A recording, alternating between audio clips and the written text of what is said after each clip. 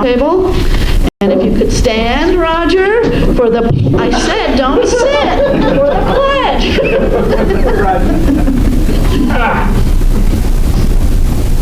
I pledge allegiance to the flag of the United States of America and to the republic for which it stands, one nation, under God, indivisible, with liberty and justice for all. Now you can sit. Now I get to that. Now you can. Okay, do we have any new members or guests? Yes, we do. If you'd like to, a little introduction? Sure, hi, yes, my name's Kelsey. I'm excited to find you guys. I love the Civil War, so.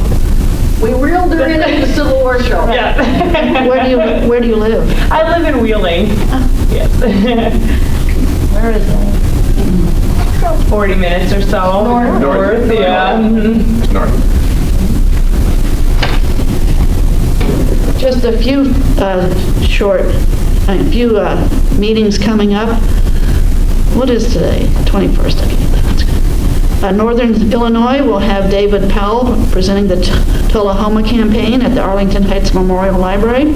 Chicago will feature Lauren Zadie, and she'll be presenting Civilian Life in the Civil War. And McHenry, Chicago's on June 10th, and McHenry is June 14th. Jerry Allen, the Holly Springs Raid.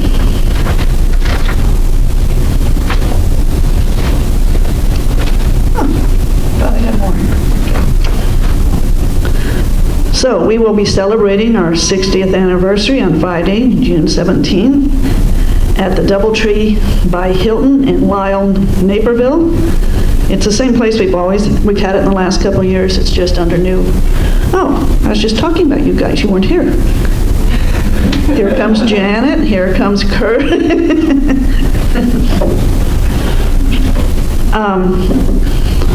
I don't know if all of you know, but the Civil War Roundtable got started 60 years ago because Chicago didn't want women.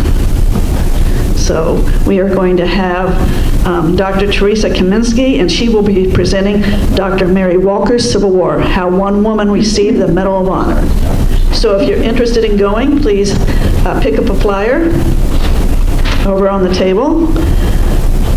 Thanks to everyone. I won't name them all, but thanks to everyone that worked at the Civil War show. It was quite successful. I think we made 547 books. We sold a lot of books and made $547, and a lot of it was from the families of Jim Soanes and Chuck Kurtz. On June 25th, which at Rob Girardi's house, as he would tell you, that is a very important day to Custer if he could just remember, or was alive to remember what happened on June 25th. And Rob is going to be having a Civil War book sale from 10 to 4 at his house.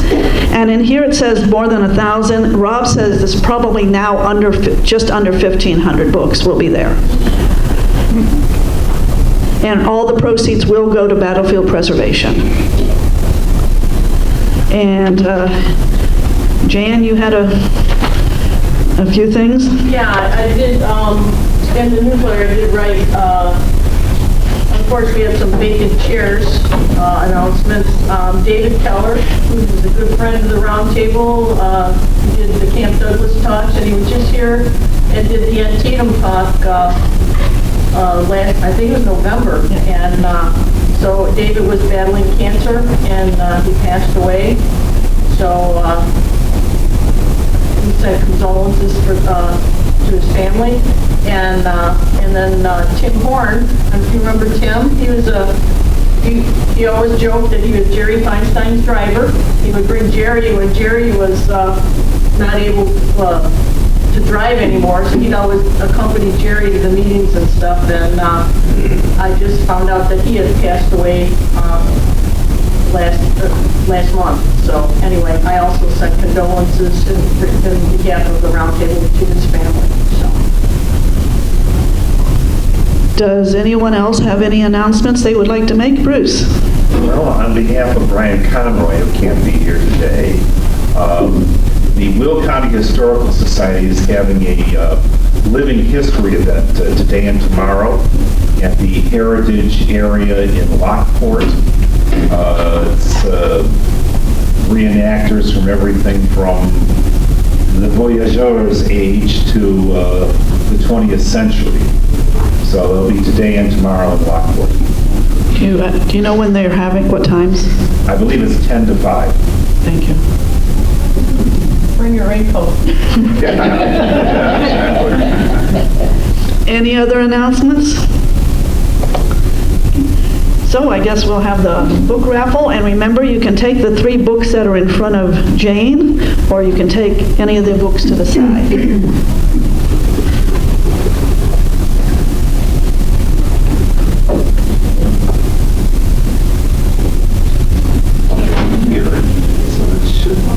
This is plugged in properly. Should be.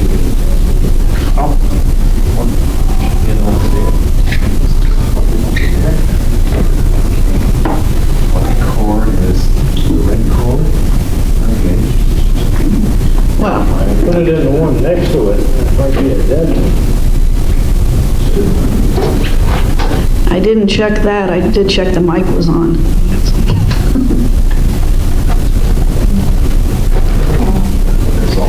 There's a book on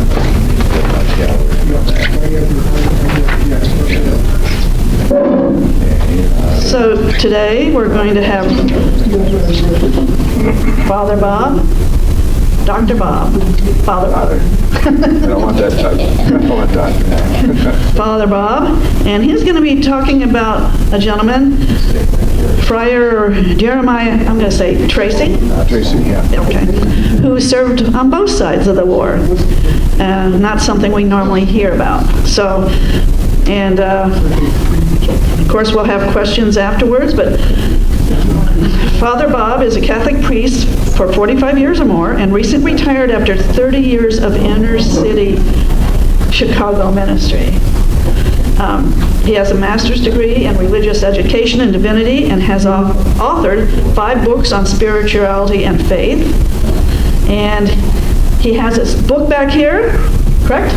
It's Both Pray to the Same God. And he's also, I can't talk anymore. He is finishing his 7th book, which is to be published by the University of Notre Dame Press, Faith of the Fathers, Catholic Civil War Chaplains. Please welcome Father Bob.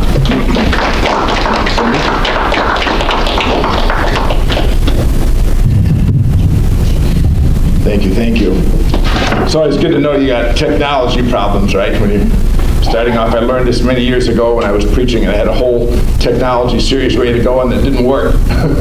So you quickly have to drop back and do something else. So good morning, everybody. Good morning. Always a joy to be here again on this rainy day. Thanks for coming out today. It's a pleasure to be here as always, and to share at the Salt Creek table with all my good friends here. We're all a little older than when we first met, right? But hopefully a little wiser along the way too. So anyway, it's a pleasure to be here as always, and to share a few stories, one specific story today from a perspective of the war that we don't often focus on a lot. What motivates the soldiers, to keep on keeping on in the battle. And as James McPherson talks about in his book, for courage and for comrades, is one title. But I want to talk today about the whole role of religion and faith, which motivates the soldiers to keep on going on. McPherson says it didn't motivate them to fight, but it motivated them to stay around when things were getting very, very tough. So today we want to talk about a man who helped the soldiers find God in the midst of the horrible things that went around. So we're going to talk about one fasting man today, but I want to, before I get into that, this great guy here, I want to give you a little quote to start off our presentation here. Let me start with the words of a veteran at the Battle of Corinth in 1862. And here's his description of that Battle of Corinth. He says, the Confederates massed their troops 8 deep, and advanced under a heavy fire of double charges of grape and canister. A terrible enfilade and flanking fire was poured on them from every battery. First shell exploded in the center. The advancing column killed 30 or 40 people. Every discharge caused great gaps in the ranks, but still they pushed on. Twice they approached the outer works of the battery. Twice they were repulsed. third time they reached the battery and they planted their flag on the edge, it was shot down. Raised up again, shot down again. They swarmed over the battery, climbed over the parapets, and it seemed for a minute like victory was the Confederates. But the Federals who were there at the battery fell back behind the breastworks to be out of the reach of artillery, and immediately all the Union batteries returned on that position. A shower of missiles came down on those Confederate invaders. Those mortal men could not stand the fire, and they retreated. And as they slowly turned back to where they started, 2 Union regiments charged. And that miserable remnant of gallant men who had escaped the batteries was almost annihilated. The dead bodies were piled up and around the entrenchments, in some places 8 and 10 deep. In one place, 216 dead bodies were found in a space of 100 feet by 4. And among them was the Union commanders of the brigades making the assault. Moving story. So who's the man who was responsible for these words, who recorded them? Ironically, it was not a fighting soldier, it was a Catholic priest who was present at that battle with the Union at that time and actually ended up ministering to a lot of those people. Father Jeremeiah Trecy. Really fascinating man. In the Army during the war, there's about 3,400 official chaplains in the war. 76 are considered Catholic priests, although my book is going to outline 125 that I've tracked down in a whole way coming out, even though more served, of course, that. But as was mentioned by Cindy, Trecy was unique of them all because he actually served both sides officially during the war. He was the only chaplain who did so, to my knowledge, directly. Confederate chaplain in Alabama and at Mobile Bay, and later on a Union chaplain with the Army of the Cumberland. So let's talk about this man. Who was this guy, Jeremiah Trecy? Well, he was born in Ireland, County Low, Ireland, 1822. By the way, about 40% of the Catholic chaplains were Irish-born. So Irish or French comprised about 60-70% of the Catholic chaplains at the time. Came to the United States with his parents about 1836. He settled in Lancaster, Pennsylvania. And you may know your history. You know, Lancaster was kind of a significant place in the Civil War, right? Some of you may not know this. It was the home of the 15th president, James Buchanan. I don't say anybody would call him one of the sterling examples of presidency, but it was for him there. Also, did you know Stephen Douglas practiced law there as well? And one of the most prominent family was a family named the Thomas Ewing family. Senator Thomas Ewing, okay? And he had a daughter named Ellen, who married a fairly prominent Union general who hence became the most prominent Lancastrian. Sherman, William Tecumseh Sherman. Of course, his brother John was later on a senator. It's doubtful that Trecy's paths crossed with Sherman. The timelines just don't match, but kind of fascinating that Lancaster was a fairly significant place. So anyway, he graduates from school. He becomes a principal of a high school shortly after that for a few years. Then he decides to go into the seminary, and he goes in Emmitsburg, Maryland, another place that has some Civil War significance, actually. It was the second Catholic seminary in the country, but it also had the convent of a woman some of you may have heard of, Elizabeth Seton, who is now a saint in our Catholic Church. And the Confederate and Union soldiers stopped at that convent on their way to Gettysburg. There's many, many stories of the Emmitsburg convent being a significant place for the soldiers on their way to Gettysburg. So anyway, that's where he went to study. In 1849, he came to Chicago to study for the priesthood. At the time, Chicago had grown immensely. One of the fastest growing cities in the country. It had grown actually 6 times its size in just 10 years. It was known for its bad streets. Some things have still not changed. Its water was horrible. It had malaria was prevalent. Cholera prevailed. It was not a safe place to live. I'm sure glad Chicago's a lot safer today, right? But anyway, it apparently affected Trecy's health. He got pneumonia, and he's advised by his doctors to get out of Chicago, which he did. So he went west following Horace Greeley's advice, maybe go west, young man. Went to Dubuque, Iowa, and he joined that particular diocese. He's taken in by a French bishop, Bishop Matthias Loris. I didn't put his picture up there, but he finishes his studies there and he's ordained at the church down below in the lower left-hand corner, St. Raphael's Cathedral in Dubuque on June 24th, 1850. So that begins the first phase of his career, the Dubuque, Iowa phase of his life. Okay, Dubuque is a huge area. You can see on the map here. It actually comprises all of Iowa, Nebraska territory, Dakota territory. This is all one diocese at the time, so it's a huge area. It contained 30,000 Indians at the time, 43,000 white people, and only 3,000 of them were Catholic at the time.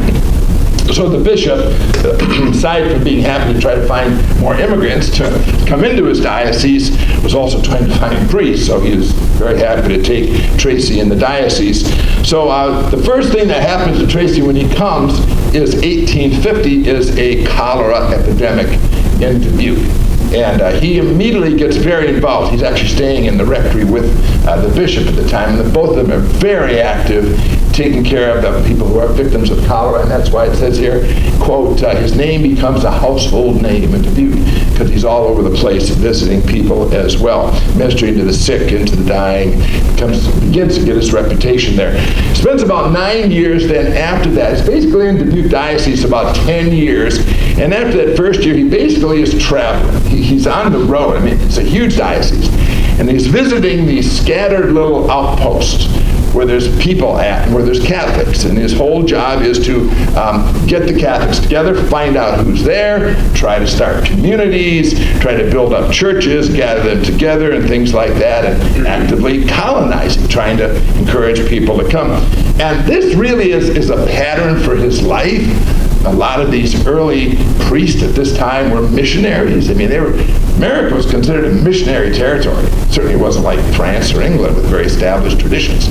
So they had to build these places, and Trecy was very active in doing that, and wide-ranging ministry and ethnic differences, political differences, social differences, as we'll see, didn't make a difference to him. He just wanted to help people, to minister to them wherever he could. So from 1851 to 59, he's actually involved in 2 settlements. One is Garytown, which is about 20 miles west of Dubuque. It's still there this day. I've actually been there in my crazy travels as a priest all around the country. And it was already there beforehand, but he was the first one to build a church, build a school, was very active there and very involved there, and he was there for 4 years. And then he and his brother John did something fascinating. In August of 55, they actually go farther west than that. They bring 60 people, including his parents, his sister, into Nebraska territory. And he starts a city. It's called St. John's City. And the name was changed eventually to another name, was changed to Franklin. But today, if you look on a map, it's called Jackson, Nebraska. Still there to this day. And he started the very first church, Catholic church in Nebraska. To this very day, it's still there. As I said, there's actually a plaque. I think I put the plaque up there. You can see the plaque in the middle there with St. John's, which honors Trecy as the one who began that area there.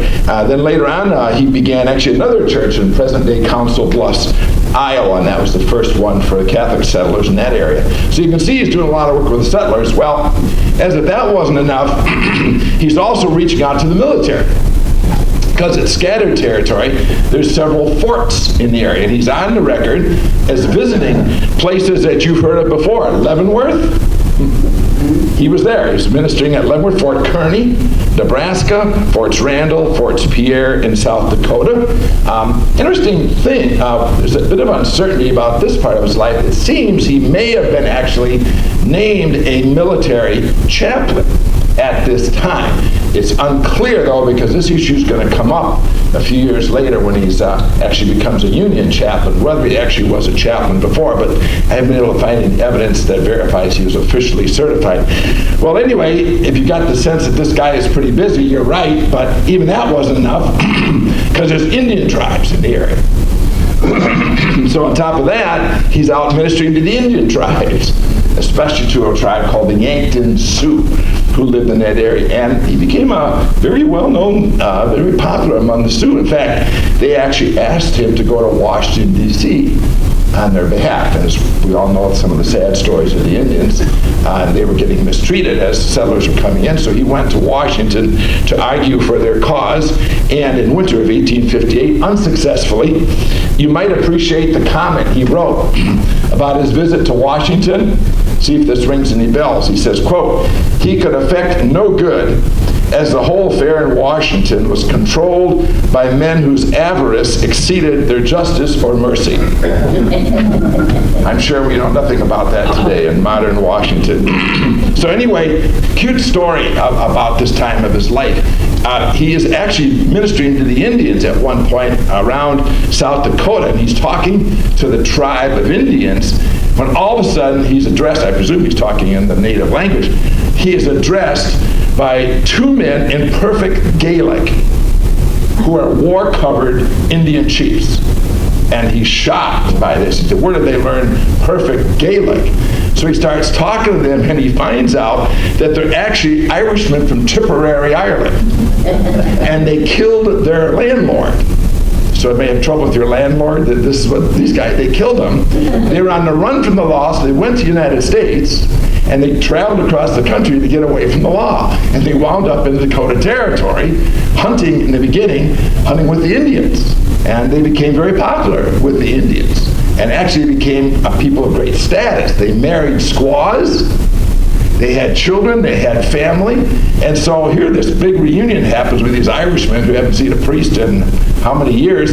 So he actually, they're already baptized because they were Catholic, but he baptizes their squaws, he baptizes all their kids, and he does a good ministry in the community right there. So this man has no end to what he does. Okay, so that's the Dubuque years. Tough years. I mean, 10 years riding on horseback, back and forth, and sleeping outdoors. It's tough. Once again, his health poses a problem. This exposure causes a lot of issues to him. So once again, he says he's got to. So around 1859, he leaves the Midwest. He says, I got to go someplace where I can have a little more security. So you can see on the graphic here, this poster here was fascinating one. Bishop Morris was very big on promoting Irish immigration to the West, and that was an actual flyer that I found online, which really is marvelous about that. And there's Bishop Loris, kind of a stern-looking guy, but very concerned about his people. So Trecy decides to go south, and he winds up in, eventually, Alabama. But first of all, apparently he goes to New Orleans, stays there for a while, and about October of 1860, he heads to Mobile, Alabama. Bishop there too, looking for priests. They just don't have a lot of priests in those days, in those considered rural dioceses. Quinlan is an Irishman. Once again, Alabama is huge. The diocese that he serves is all of the state of Alabama and western Florida as well.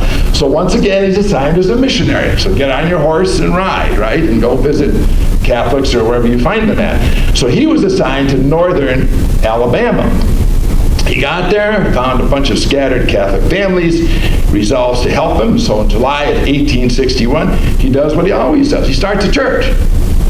Gets the people together, gathers them together. He actually starts planning a building. They name it St. Mary of the Visitation, Huntsville, Alabama. He makes plans for a new church building there. He gets financial backing, and it's fascinating. He actually gets not just Catholics, but Protestants, Jewish folk.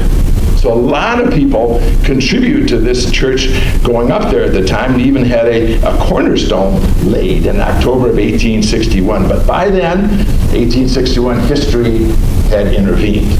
So let's just take a 2-second detour on Alabama. in the Civil War here, a little bit of Alabama history here. After Lincoln's election, they are actually the fourth state to secede from the Union in January of 1861. The governor, a guy named Andrew Moore, immediately, of course, like a lot of Confederate officers, they seized the forts. They seized two forts on the Gulf Coast, Fort Morgan and Fort Gaines, and he seizes the arsenals as well. February 1861, excuse me, Alabama invites the delegates of the 14 slaveholding states to come to Montgomery to meet about their future. And in March of 1861, they become one of the 7 cotton states of the Lower South to form the new Confederate States of America. 2 great claims to fame with the Confederacy in Alabama. What's the first capital of the Confederacy? Montgomery, Alabama. That's where they were meeting. And of course, where was the first president of the Confederacy elected at? Montgomery, Alabama. So a little bit of Alabama history there. Well, meanwhile, back to Huntsville here, the construction of the new church obviously gets suspended. Okay, nothing can go on. The state shifts into war mode. Story is that the blocks that they'd started actually quarrying limestone for the church, and they took it and used it to build a defensive barrier south of the cities to block the Union troops from coming.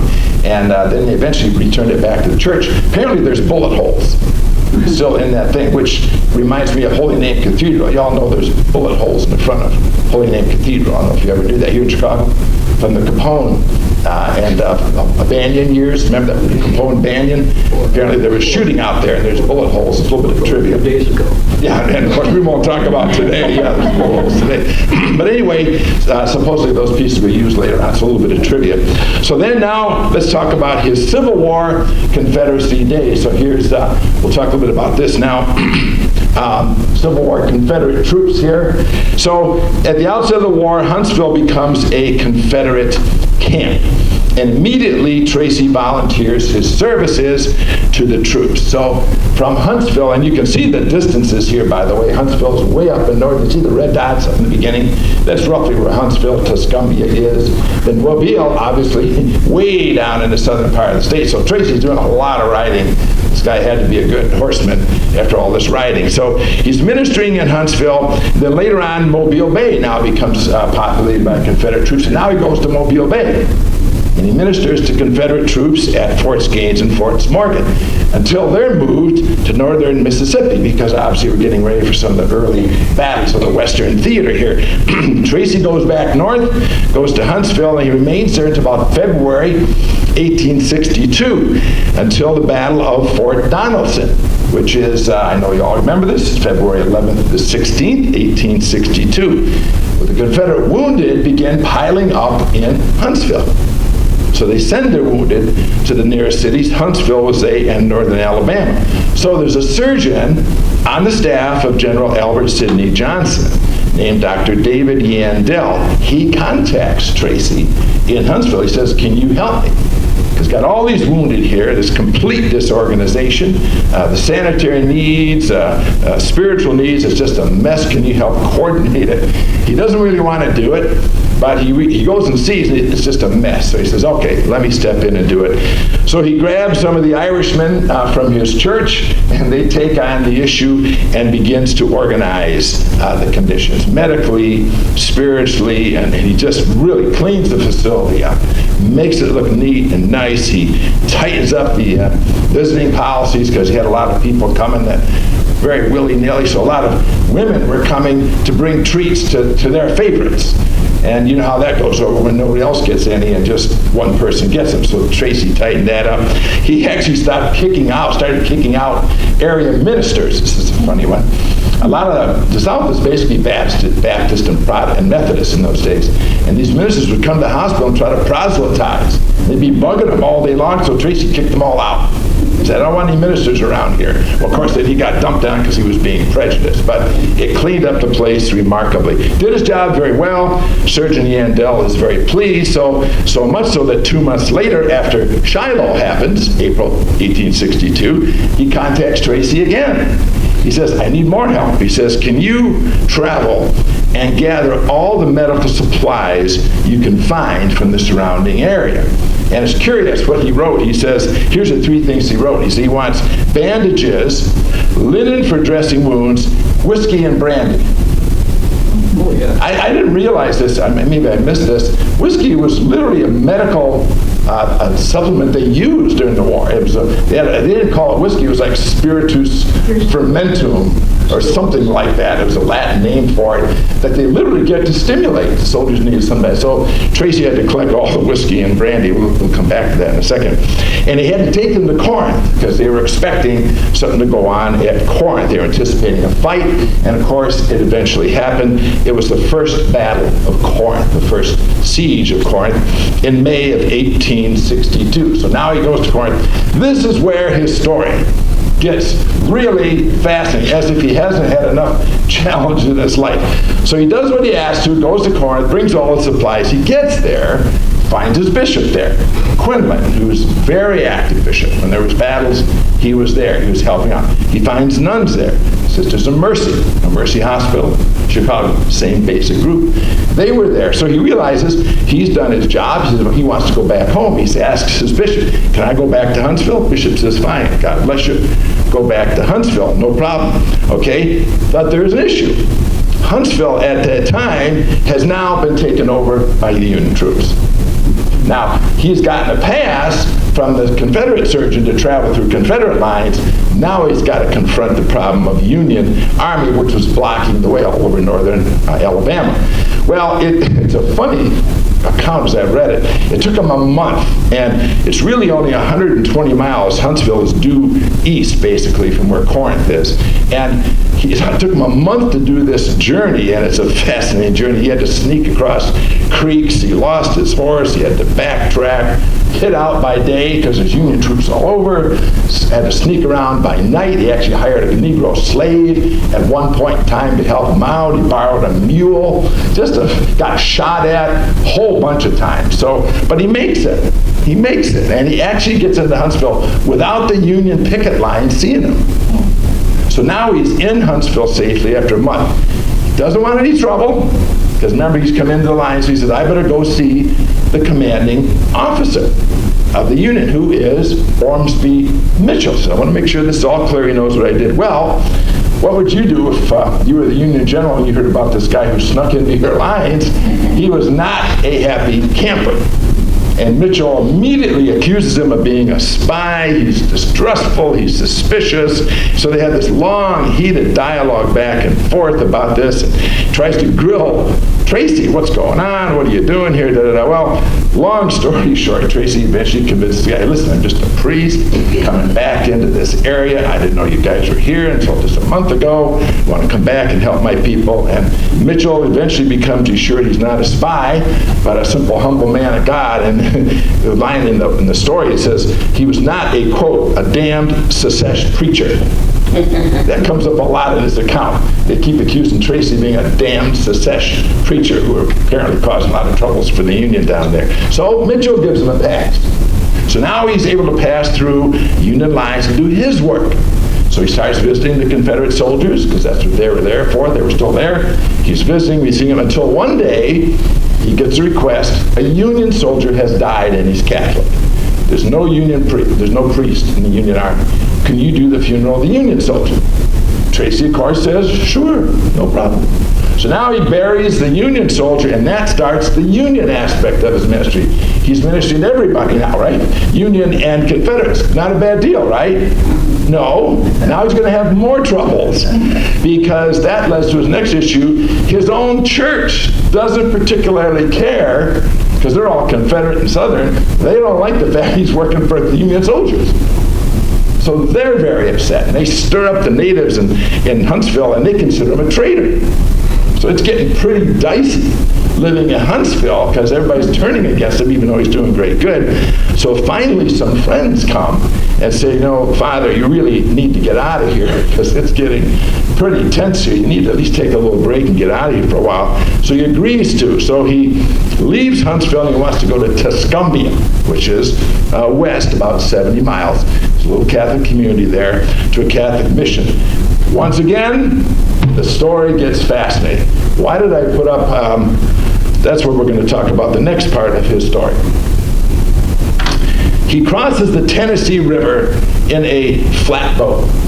And as he's crossing the flatboat, he has his suitcase with him. And in the boat is a Union sergeant. And the sergeant is staring at Trecy and sees his luggage. And on his luggage it says, Reverend Trecy, Mobile, Alabama. And so this Union sergeant is saying, okay, I don't like this. This ain't right. He starts questioning him. He's kind of suspicious. So as soon as he gets ashore, he throws him in prison. So then he says he takes him to his captain, okay? And the captain is ruder even than that guy. He calls him, what's that phrase? A damn secession preacher, stirring up trouble, here to spy. So he yells at him, so he says, I'm going to kick him up one more level. He sends him to the colonel. And he's the worst of them all. He's called in the account of Trecy's life, he's called an infidel, which basically means he don't believe in anything. He's not a Christian, he's not a Catholic. And he told Trecy, I don't give a damn about you, your faith, chaplains, anything like that. He's obnoxious, he's rude, and ironically, by the way, a little sidebar, apparently this colonel, 1 week after he met Trecy, deserted. And all the Union supplies were seized by the Confederates when he deserted. So this guy is quite an interesting character. Well, as this confrontation is going on, finally, maybe it was his Irish luck, maybe it was the fact he was a priest, his luck finally begins to change. As he's talking to the colonel, into the tent comes the colonel's commanding officer, General David Stanley. And Stanley is actually an Ohio native, became a general early in the war. He's in the Western Theater all during the time and goes on to quite a prominent role. He is considered a man very concerned for his troops. He's very good with his troops, and he's actually a very spiritual man. He's not a Catholic yet, but he's very, so he meets this guy and they strike up this conversation. And they get along very, very well. He gets a little bit of information out of Trecy. They talk. He says, okay, let me send this information to my commanding general, William Rosecrans. And so as the information is going back and forth, the two of them are getting along so well, Stanley invites Trecy to spend the night at his tent. Yeah, you got no place to go, come spend the night at my tent. So he stays there, has a nice dinner. Next day he gets up, goes to Tuscumbia, says Mass for the residents there, for some Union soldiers, doing very well. Actually, a Protestant chaplain there actually promotes the Mass. So there's a little bit of prejudice in those days, yes, but there's elements of cooperation that do happen. So the Protestant chaplain actually encourages Catholics to come. So then he heads towards Iuka because Rosecrans wants to meet this guy. Okay, now you gotta understand Trecy's luck here, and I guess you call it a blessing if you're a spiritual person. William Stark Rosecrans had just been transferred to the Western Theater, May 1862. He's Grant's subordinate. He happens to be probably the most prominent Catholic officer in the Union Army.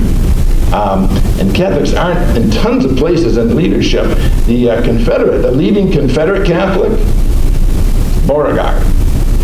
PGT Beauregard was a good Catholic general, which makes sense with a Frenchman from Louisiana. So anyway, Rosecrans is a very good Catholic. Rosecrans' brother is actually a bishop, Sylvester Rosecrans in Cincinnati. Rosecrans had converted, becoming Catholic while he was a professor at West Point. He's really strong in his faith. So he is delighted to meet a Catholic priest. And he and Trecy just hit it off. He gives him a tent, sets up a tent for him, assigns him an orderly, and he announces to the troops, we got a priest around, come by, go to confession, whatever. Trecy stays 5 days, he hears confessions. On September 12th, he even received General Stanley into the Catholic faith. So Stanley becomes a Catholic convert through Trecy, although I understand Father Cooney from the 35th also took some credit for that one too. Haven't quite straightened that one out yet. But anyway, so he wants to go back to Huntsville. Rosecrans says, okay, but not now. We got to move. We're heading towards Iuka because Sterling Price is there. For the Confederate Army, I need you because we may have some wounded. We're going to have some wounded. So, as you probably know well, on September 19th, the Battle of Iuka takes place. Trecy is there, and that's where he sees the elephant for the first time at the battle. And he immediately distinguishes himself. Now, a lot of the stuff we have on Trecy comes from an account he gave after the war to a guy named David Power Coiningham, who was trying to track down Catholic priests and nuns who served in the war. And they're trying to track down history, and so he wrote a lot of stuff. So a lot of stuff is in the book. Let me read to you what happened, how he took charge. He's not afraid to step up.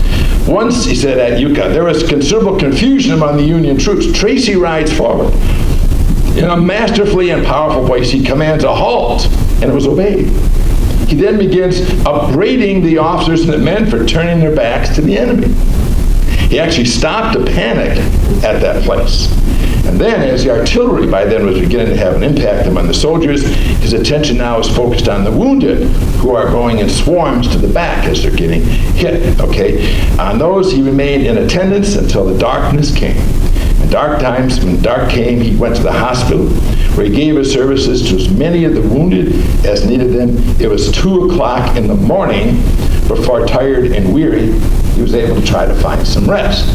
So here it is, 2 o'clock in the morning. He's trying to find a place to sleep. He's stumbling along. Lo and behold, he runs into another priest, the guy over there, John Ireland. A couple claims of fame. This talk's not about Ireland, but he's a fascinating guy. He is the youngest chaplain, Catholic chaplain, on either side of the war. He's only about 25 years old, maybe 26, which is young for a priest in those days. And secondly, he goes on to be a bishop. There's actually 6 chaplains that become bishops. He's famous after the war in St. Paul, Minnesota. So anyway, he meets him and they become good friends after that. The two of them actually share a tent that night. They get some breakfast next morning, and that says in the book, the records, quote, the two fathers proceeded to the hospital the next morning to look after the wounded, because Sterling Price had fled during the night. He left the field. The wounded were moved into Iuka, and the priest had plenty to do. They were careful to show no favor to Federals or Confederates, but gave their service to everyone. So a little bit about Iuka. He stays there on September 24th. He goes back to Huntsville again. You want to take a guess what happens on his way to Huntsville? Gets captured again. This time by the Confederates. So now the Confederates seize him. This is actually the 4th Alabama Cavalry that seizes him. Once again, his luck continues. They capture him, they put him in the guard of a sentinel. The sentinel is staring at him and is astonished to see him. He says, Father, you don't recognize me, do you? He says, no, I don't. He says, you gave me my first communion 15 years ago. And he says, I can't guard you. I can't guard you. I gave you my first. You gave me my first communion. So Trecy tells me, he says, "Listen, please do this. I feel a lot safer with you guarding me than anybody else. And we'll work this all out in the morning."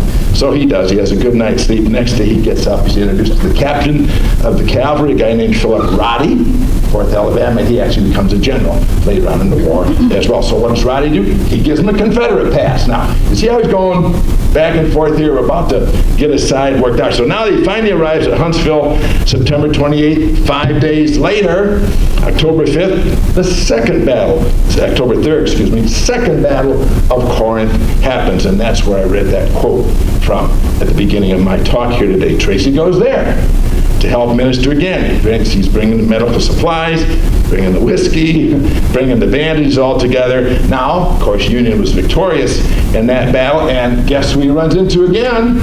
Victorious Union General Rosecrans, whose fortune also now takes a major turn.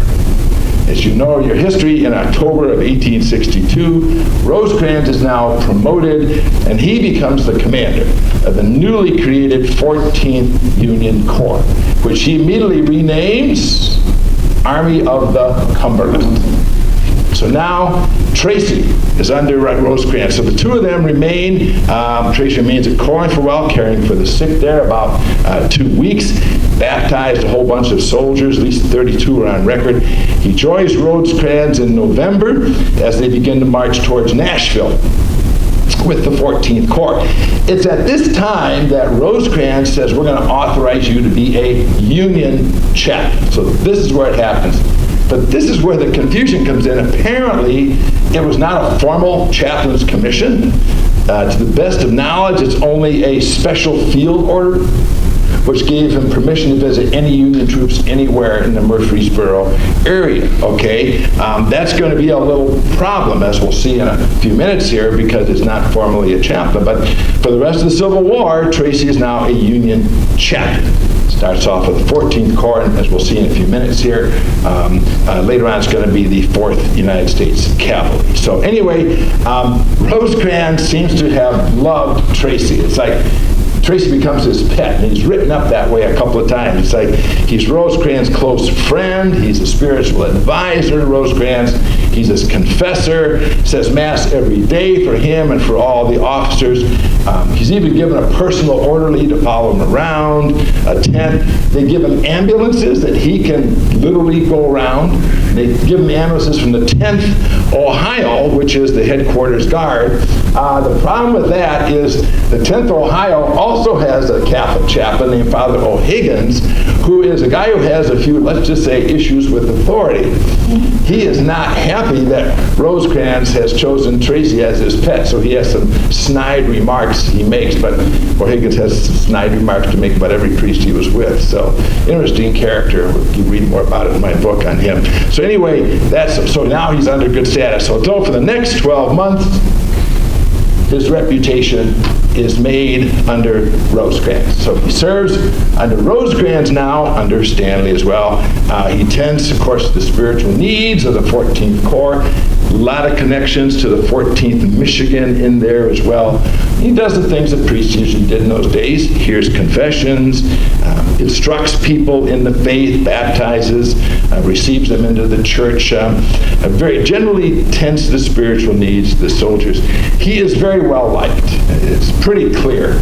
Soldiers like this guy. He's courageous, he's fearless, he's active, he's near the front, he ain't in the back when the battles are there. He's not in the fighting, but he's close to the back, and he's right there as soon as people start falling, and he's at the battlefield. Stones River, we'll talk about that. He's at Stones River, he's at Chickamauga, and he also goes to Nashville for a little bit of time to administer in the hospital there. Just a couple of stories. I'm going to try to get away from just the itinerary of his life here. I just want to tell a couple of stories. Here's a funny one. Apparently Rosecrans, I don't know a whole lot about Rosecrans, apparently he had a decent sense of humor. He liked to enjoy things at night. So apparently there's a prank, and it was a good one they pulled. So December of 1862, this is just before Stones River or Murfreesboro, Trecy hears on Christmas Eve that Rosecrans has ordered a general advance of the army on Christmas Day. So in other words, on the day Jesus is born, the Union troops are going to advance and attack the country. This just ticks Rosecrans. It ticks Trecy off. He says, you can't do this. So he immediately goes to Rosecrans' tent. He says, you can't do this. It's the greatest day in Christian history. You can't attack. He points that out to them. And Rosecrans says, gee, I hadn't thought of that, you know. So he turns to his chief of staff, Julius Garesh, who's also a Catholic, and he ponders, gee, I wonder if we can delay this attack. And Garesh says, well, you're the general. You can certainly do that. We can do that. So Rosecrans says, yeah, okay, I'll move the attack. We'll move it to the 26th, okay? Trecy leaves the tent, man. He thinks he's done something great. He's convinced the general to change the attack. And for 15 years later, he believed that was the story. The reality was, actually, two of his commanders, Crittenden and George Thomas, had already told Rosecrans, we can't attack that day. We have no forage. Our troops are disorganized. We've got to do it. There's not enough time. You got to give us more time. So Rosecrans had already determined to delay the attack one day. So when Trecy came in, they just played the whole game. They pretended like they hadn't done a thing, and that everything the priest had said was they took seriously and did it. Trecy never knew about it for 15 years. He never knew they pulled one over on him. So kind of a little anecdotal story in here. Another funny little story, right after Stones River, of course called Murfreesboro, while the Union Army is pursuing Braggs, a funny incident happened. John Hunt Morgan was active in the area, and the Union almost captured him. They got very close. In fact, they arrived at the house he was eating breakfast at. And he just barely got out of Dodge City, supposedly, to get safety. But here's the breakfast still on the table. Well, you've heard this story before. What does the Union General Staff do? Sit down and eat the breakfast that was prepared for John Hunt Morgan. So they're eating breakfast, and Trecy comes along and comes into the room. So the priest comes in the room. What do all these officers say? Hello, Father. Hello, Father. The ladies of the house are convinced that Trecy is their actual father, because they're not Catholic. They're Baptist, whatever. They think Trecy's actually the father, and they all play along. And Trecy plays along. So, oh, yeah. She says, I'll introduce you to my wife later on, all this stuff down the road. So eventually, when the soldiers leave, the matriarch finds out who he was. They loved him, they enjoyed his company, and they invite him to come back, as he says, quote, without the rest of his sons and their guns. So, and then finally a story from Chickamauga, September of 1863. Very eventful battle for him. He was very active. Let me just read to you what he wrote later on about the Battle of Chickamauga. He said he had many narrow escapes. 3 bullets passed through the cape of his coat as he was ministering. His vestments were captured by the soldiers, then retaken by Union soldiers. On Sunday, his hat was blown off by a solid shot while attending a patient. I will see in the next slide, actually we'll see next slide over, not this one, we'll see the one picture of the one Catholic priest who was killed during the Civil War, Father Blymel. He was hit by a solid shot at Jonesboro, so Trecy just barely misses that. He has his hands full caring for all the wounded at the time. He's almost killed preparing a dying man. So much like Blymel did when he was anointing this priest at Jonesboro when the solid shot hit him, Trecy's doing the same thing. He's bending down over this dying man. Confederate sharpshooter sees him and takes aim and puts a bullet through his coat again as he's there. So the priest hurriedly did what? Get on his horse and get out of town. As he did, a shower of bullets surround him, doesn't get a bit. Just a few scratches on the horse. So after the battle is done, he baptizes like 150 people in 2 weeks. And as I frequently say in these talks, there's nothing like battles to bring hardened veterans to the Lord. And very serious, there's a lot of stories of that after battles. There's a lot of conversions. And when people are dying all around you, suddenly people find God in their life, and that was certainly very true of him. Okay, I wanted to take a quick sidebar here about Catholic chaplains and courage in battle. It's just a good sidebar note here. What makes a good chaplain in the war, and I've said this before, some of you have heard this, what really made a good chaplain in the war is not the fact that you were a spiritual person or you preached good. I say you were a jack of all trades. You were willing to do anything you could for the sake of the troops. Certainly religious stuff, but far more than that. On the battlefield, writing letters for the soldiers, taking money home. I was told that story. A number of chaplains. Who else? What are soldiers going to do with money when you get paid when you're in the middle of Murfreesboro? Well, nothing. They want to send it home to the family. Who do you trust with money?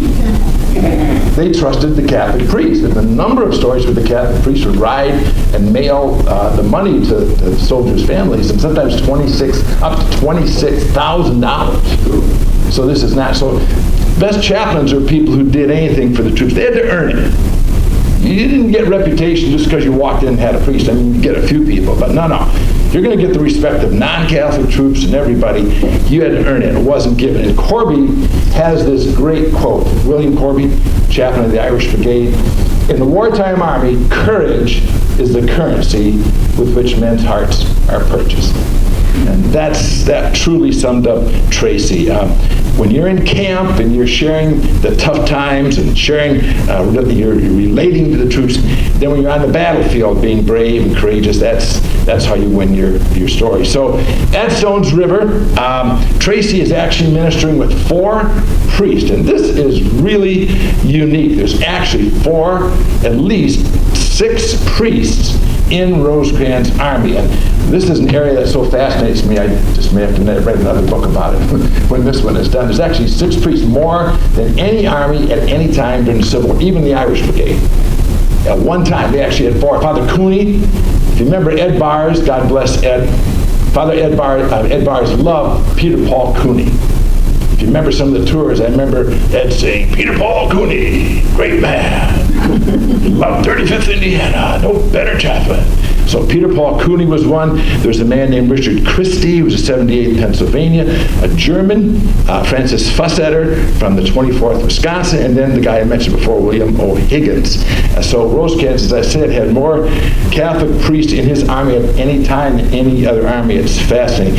And Trecy becomes lifelong friends with Christie. You actually see a plaque over there in the lower left corner of Trecy, Christie became quite well known in his own right in the 78th Pennsylvania. He ministers with him on December 30th. On New Year's Eve, December 31st, 1862, 4 o'clock in the morning, Trecy says Mass for Rosecrans, for his staff, for Julius Goresh. I hope Goresh received with great spirituality and fervor, because that would be his last day on earth. Goresh would get hit and get killed at the first day of Stones River. So that was the last day he was able to be at Mass. Once again, Trecy is renowned as being outstanding. One quote says he's outstanding for his bravery and his courage under fire at Stones River. It's recorded that he actually rode with Rosecrans' staff on horseback as the fire, as a general tried to rally his troops after the initial battle of Stones River. It was a lot of Confederate success. And Rosecrans had to rally the troops, so apparently Trecy was right there with them. His own horse got struck by fire and fell underneath him. He just got up and kept on going on, as he always did. He too gave a general absolution. Does everybody know when I say general absolution, what that means? Those of you who've heard my talks before. Catholics believe in sacrament of confession, right? Forgiveness. And usually it's one-on-one. But in times of danger, a chaplain a priest can absolve a whole bunch of people. Like if y'all had guns and we were going to face the Confederates of South Chicago, I could give you all an absolution to go out. Corby is famous for this, the second day of Gettysburg, but it actually happened quite frequently. And Trecy did it. Let me read you the account of Trecy's general absolution of the Union troops before they counterattacked on that first day. Trecy rode to the front, raised himself in the saddle with a loud voice, cried out, "Men, prepare yourself. I will give you general absolution." It happened, almost all of them were Catholics. He recited the Confiteor aloud. Confiteor is, "I confess to Almighty God," he asked forgiveness, and told them to make an act of contrition while he pronounced the words of general absolution. This would have been in Latin, of course, back in those days. In an instant, all the hats were off. Soldiers fell to their knees. It was a very, very striking scene. The ceremony over, the priest dashed through the line to the rear of the batteries where he adjourned a portion of the staff. So general absolutions happened fairly frequently. He always carried 2 canteens, by the way. One had water and one didn't. One had whiskey. And he has a funny story about that. Here's his description. The whiskey was a stimulant. Okay. During the struggle, as with many others, he was frequently seen with some poor fellow's head on his knees, giving him reviving draught, so as to make him hear his confession and prepare himself for eternity. I think I'd go to confession a lot easier if I had a shot of whiskey beforehand, too, right? And then water, of course, was for baptizing members of Protestants in the army, many of whom were not baptized, and made them require the services of a priest. One more story about the last day of Stones River. There's a fierce Confederate final attack trying to break the Union lines. It doesn't work, of course. Trecy's riding the battlefield after the battle with the 4th Cavalry with his ambulances. He's trying to make sure all the wounded are off. And he sees in the distance what looks like a log. And he says it's very curious, so he goes over, and it's still an active field, they're still shooting. And he finds a wounded Confederate officer there. So he immediately goes over, and thank God he's got that whiskey. First thing he does, gives him a shot of whiskey. He finds out he's a Catholic. And he's from Baton Rouge. His name is actually Captain John Ryan of the 12th Louisiana. So immediately Trecy puts a stole over his neck, that's a symbol of his priesthood. Here's his confession. The man is in tears, he's not sure if he's going to live or die. So he gets down with the confession, gives him another shot of whiskey, and tries to get him to a sitting position, by a tree. Well, the Confederates see him, and what do? Start shooting at him again. So once again, he rides off very quickly, but he's worried about this guy. So he sends, a couple hours later, he sends an ambulance to pick up this guy and take him. He loses track of him for 24 hours. He starts looking around the Dairies houses. Finally, he finds him 24 hours later. No doctor's seen him. He's all by himself and he's in bad shape. So Trecy immediately orders him out, taken to the doctor, who immediately does an amputation and saves his life. Okay? Now, fast forward about 4 months, Trecy is actually in Nashville. He's out in the break between the battles. He gets a call to visit this house in Nashville. And he goes there, and there's 3 women who are sisters at the house. Walks in the door. One of the women just falls to her knees and almost starts kissing his feet. They're his sisters.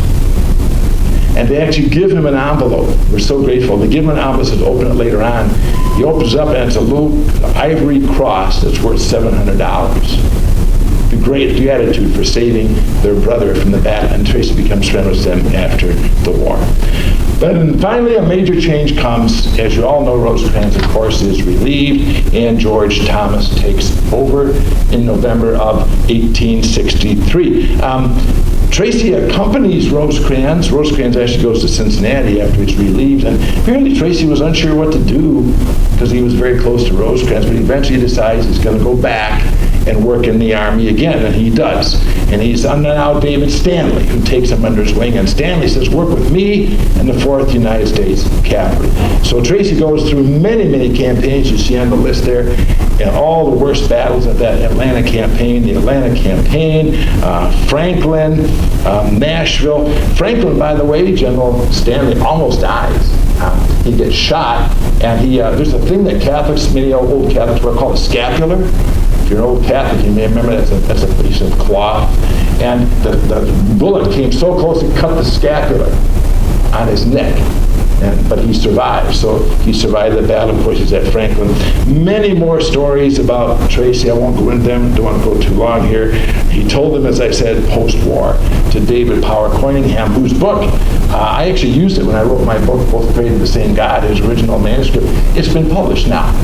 2 years ago it came out. Notre Dame published Coiningham's account of these 36 some odd Catholics. It's called Soldiers of the Cross. Marvelous, marvelous book out there. One more story that's just going to capture, before we leave the war here, one more story captures this guy. Apparently, after one battle, there's a Union deserter. And of course, they capture him, and he's sentenced to be shot, okay? And so they go to him, and they say, okay, you're going to get shot. He says, you want a chaplain? He says, listen, I ain't been a Christian all my life. He says, I don't want to see a chaplain. If I was going to see anybody, it'd be that, he says, here's his quote, if I was going to see any preacher, it'd be that old man Trecy. He's the damnedest sensible one of them all. So Trecy figures, well, I better go over. He mentioned my name, so he goes over to this soldier's about ready to die. He doesn't expect much, but he immediately orders his shackles removed. He says, come into my tent, kind of a standard practice. And after talking to him, this tough guy begins to break down. He begins to cry, actually, about what's going to happen to him. He begins weeping, and now he says, I want God in my life. I'm going to die, and I want God in my life. So Trecy gives him a quick instruction. He actually baptizes him, and then he goes with him to his execution.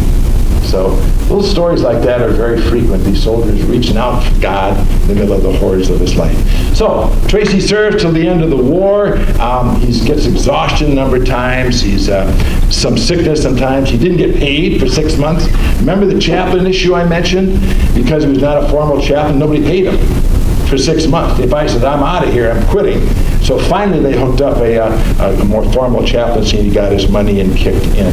At the end of his military career, somebody wrote that, quote, Trecy was as well known and well respected in the Army as old Sherman himself. So that's his last days. The war, of course, concludes, as we know well, in April 1865, later, of course, in other places. Trecy remains with the Army until the rest of the year. December, he says, I got to go back home. So he's heading back to Huntsville, Alabama, and he's there for Christmas Day, 1865, back in the Diocese of Mobile. He's at his Huntsville church. He stays there for the first 5 or 6 years of Reconstruction, and actually only resigned as chaplain in August of 66. He remained pastor of that church up there in the corner, St. Mary of the Visitation, for another 7, 8 years. His family actually joins him down there. They move. His mother, his sister, and her husband. The 2 kids actually moved down there as well. So Ronnie's back in Huntsville. Obviously, it's been devastated. As you know, the South got heavily devastated after the war. He begins his own personal reconstruction, trying to rebuild his church. He goes on a speaking tour, and a number of priests did this. They're trying to, where are you going to get money? You know, he had Confederate money, but what good is that in 1866, 1867? So he went on a speaking tour in the North to raise money, and he starts beginning to rebuild his church. And once again, many people contribute, Protestants and Jewish folk and all that come in Huntsville. And finally, in 1877, they actually build it enough to have a formal dedication ceremony, which is actually ecumenical. Pretty rare for those days, a Catholic church. In 1877, we actually invite Jewish people to come and Protestants, so it's quite an ecumenical service in those days. Interesting couple pieces of trivia here. Early in the building process, apparently some former Union troops actually helped rebuild the church. They are called the Veterans Reserve Corps. Have you heard of them before? Has anybody heard of the Veterans Reserve? They were actually the Invalid Corps, right? The wounded Union soldiers who they still wanted to serve in some way, but obviously they couldn't fight. And so actually some of the Invalid Corps actually helped put together some of the early days of the church, the early blocks of the church. Those handheld, remember those blocks of granite we talked about? They actually helped put those up. So Trecy was there for the dedication, I'm sure, but actually by then he'd been moved elsewhere. 1877, he goes to Bayou La Batre, Alabama. Okay, and that's a fascinating place. One of the oldest settlements. It's right on the Gulf there in western Alabama, southwestern. It's southwest of Mobile. It's on the Gulf of Mexico. It's called the seafood capital of Alabama today. Now, here's a really good trivia for you. What famous movie highlights Bayou La Batre? Forrest Gump. Forrest Gump. And what's the connection? Bubba Gump Shrimp. Bubba Gump Shrimp. Remember the black man who Forrest Gump became a friend? Where was he from? Bayou La Batre. Bayou La Batre. So that's, and actually another piece of trivia, the second Pirates of the Caribbean movie is about the Black Pearl. If you remember the guy who's in the news, his name escapes me right now, but Johnny Depp.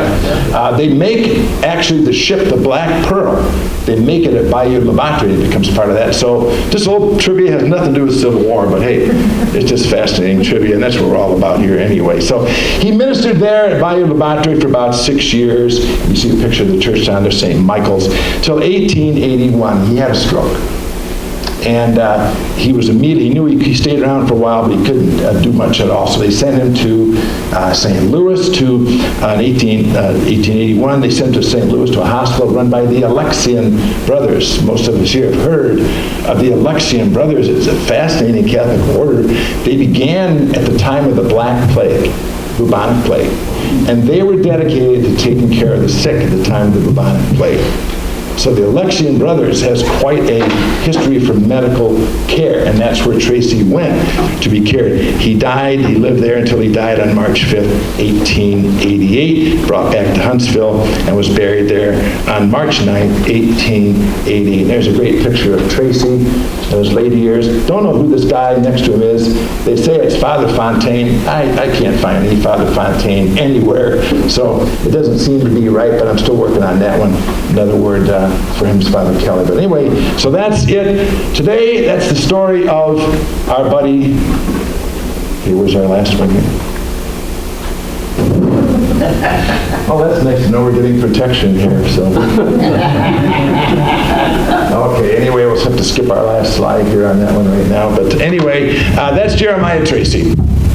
Fascinating gentleman. I do this talk on him, and a couple of you have heard me do talks on Notre Dame and Father Sheeran and the Jesuits and stuff. I do these talks for a couple reasons, because I think the chaplains get forgotten. They were veterans too, right? They were veterans, just like this soldier. They may not have carried a gun, most of them. The Catholic chaplains, I was going to say there's no record of Catholic chaplain firing a shot, but I found some instances of it, 2 of them at least. You'll have to read my book to get that story. John Bannon is one. But the Protestant chaplains said, but they didn't fire shots, they didn't shoot guns, but they did carry a Bible, right? They carried their mass kit, and they ministered, and they helped people very effectively. All of them gave something, and some of them gave all. 14 of the Catholic priests died as a result of the war, 1 by being wounded, 13 died because of sickness, dysentery, or the yellow fever, many did. So the war had an effect on them as well. And the second reason I do these talks is just to remind us to believe in belief. I'm a big promoter of that, believe in belief, to appreciate the role that faith does play in the Civil War era. It played a huge role in that era. And throughout the history of the world, faith and values, we won't go into that, but I mean, it played a huge role in the world. Faith and higher values is one of the greatest motivators of human behavior all through history to this very day. Let me close with words of a non-Catholic chaplain, someone who's not of the Catholic background, but he recognized there's something different about the Catholic chaplains. And I'm going to maintain in my book, and I'm going to try to make the point, Catholic chaplains, I think in many ways, were the vanguard. They really were. They stand out by their faithfulness, by their dedication. Catholic chaplains served longer. I've got all the months worked out statistically than any other chaplains in the war. So amazing background on these guys. Let me read you what one chaplain said. We'll end with this quote. He says, quote, "Truly I express the sentiments of thousands of my own faith when I say," and he's a Congregationalist, by the way, "when I say that a more unselfish, more devoted, more courageous set of men never served in any army. In battle, they splendidly defied the bullets of the enemy. They were always present in the front among the bravest of the brave." Thank you so much for listening, and God bless you and the rest of you. Amen. I didn't go too long, and if you got a nap during this talk, God bless you. I'm glad the talk helped do something good in your life. Anybody has any questions or something you want to talk about? Happy? Yes, ma'am. What was his condition in those last years in St. Louis? Don't have much on him at that point. I want to do, as I said, Trecy fascinates me, and I'd like to do another book on him. But I don't know his exact condition. I can't answer that one in depth. But Alexian Brothers Hospital had literally just, in St. Louis, had just been built like 12 years before. And they had a reputation for caring for people, especially religious, who had serious issues. It would have been a logical place for him to go. I can't comment on his health because I haven't read much about it. And unless you get into the records of the hospital, I wouldn't know about that. So, yeah, Bruce? You said he didn't get any pay as a chaplain. Was he issued Army rations, or if not, how did he feed himself? He did eventually get paid. He got paid, I think, retroactively for that because everybody knew he was there. Okay, yeah, he would have gotten the rations. But I have one of the main trivia I have to follow up on. Who's going to turn down a priest who shows up for rations? So he had no problem. A lot of times the priests had to scrounge around for food as well. I mean, they would often go to places, and as I say in my book, because they're Catholics, they would often ride into villages, and you'd meet a Catholic family there. They hadn't seen a priest in 3 years. So when a priest shows up, they immediately say, "Come on in, Father, we'll feed you." And then he hears confessions of the kids, he says Mass for the family, and he maybe gets a bed for the night. So Catholic priests had a nice advantage in having some connections that way. But it's a good question, Bruce. They wouldn't have denied him, to be my answer. I don't have any immediate answer, but they wouldn't have denied him in the Army. How could he turn down a priest? For food, right? Yes? I know he obviously served both sides. Did he ever say if he had an affinity towards one side or the other, or? No, that was a neat thing. My last slide, which for some reason is not coming up here, basically lists all the crazy things he did in his life. And you heard me, he was Irish, and the Indians, and the forts, and then he was down south, and he was Confederates in the Union, and he had basically, as far as I know, no prejudices at all. He never indicated a preference, and a lot of the chaplains I found out, I've never seen any Catholic priest, indeed many other chaplains in my research, who refuse to minister to people of another denomination. I mean, if you're on the battlefield and somebody's wounded, you're going to help them. And he did. You heard the story of him about the Confederate soldier and the Union soldier as well. So no, he never expressed any preference. Some chaplains did. Some of you heard my talk on Father Sheeran of the 14th Louisiana. He was a man of, shall we be polite to say, strong Confederate opinions. And he would frequently lecture people. So yeah, some chaplains had very strong feelings on that. Yeah. Others? Yes? Did very many of the priests in that era maintain or state strong opinions on slavery? Did they ever take a side on slavery? Not the guys who are the chaplains that I know. Again, kind of goes back to the position of the Catholic Church in the war. As we all know, every other denomination, Protestant denomination, divided. Everyone, Baptist, Methodist, Presbyterians, Episcopalians, you name it. The only two that didn't were Jewish. Of course, the Jews don't have that kind of a structure. And the Catholic Church never divided because it's centered around the Pope. So the bishops had wars of words. There's a couple stories of bishops having John McGill from Richmond was one, Hughes from New York, and a couple of these guys would write diatribes in their Catholic papers about either supporting abolition or supporting the rights. The Catholic Church, we won't get into it, but the Catholic Church was in a strange position. The Church at that time never condemned slavery, technically, but it condemned the slave trade. So it's a really interesting position. So the priests, generally speaking, didn't take too many sides on that. I mean, they would defend the Confederacy, but not necessarily defend slavery so much. I did an interesting discussion. I had to take the role of a Confederate bishop and defend slavery using Archbishop Verreaux's arguments, and it's fascinating. We won't get into it here because it's beyond my memory what we call them, but if you go back to the Bible, I'll just throw this out. I challenge anybody in the room, give me one scripture that condemns slavery. There aren't any. There's none in the Bible. In fact, Jesus even talks about, Paul talks about slaves should be kind to their masters. So historically speaking, it's a fascinating argument, but of course, I won't get into it, but the point that gets ignored in all this, there's slavery in the Bible, right? There's been slavery throughout history, right? What made American slavery different? The race component. The race component, because African Americans are considered less than a full human being. So that's what changed it in America. I'm off the track, so. Thank you so much for your patience. I do have a few books over there if you're interested in the book portrait of the same God. Thank you so much. Father Bob, since that blocked it out, what's the name of the cemetery? Maple? Let me get rid of this. Yeah. He can show you last time. Yeah, you can find it if you're in the neighborhood, you like to visit. I believe it's Maple Hill. Maple Hill. Maple Hill, yeah, that's what I thought. Maple Hill, right. I was, somebody gave a talk earlier this year. There's the last talk. Oh, there you go. Jeremeiah Trecy.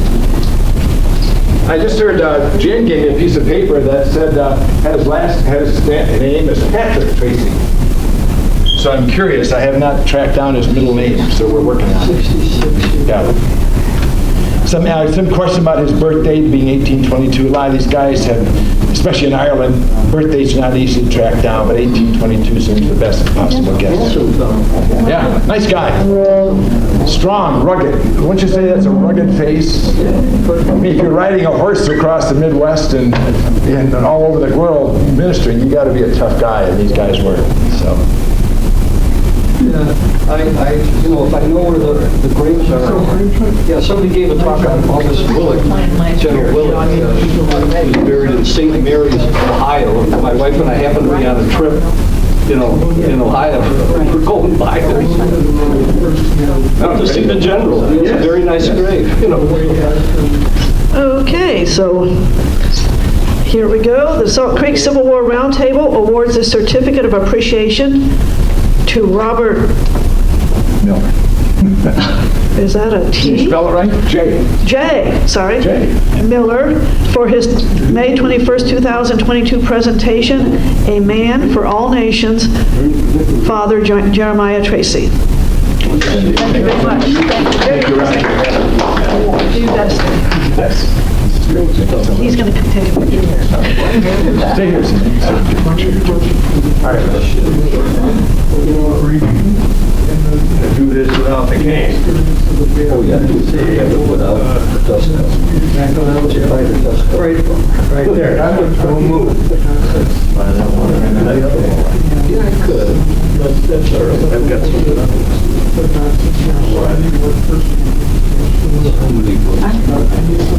There we go.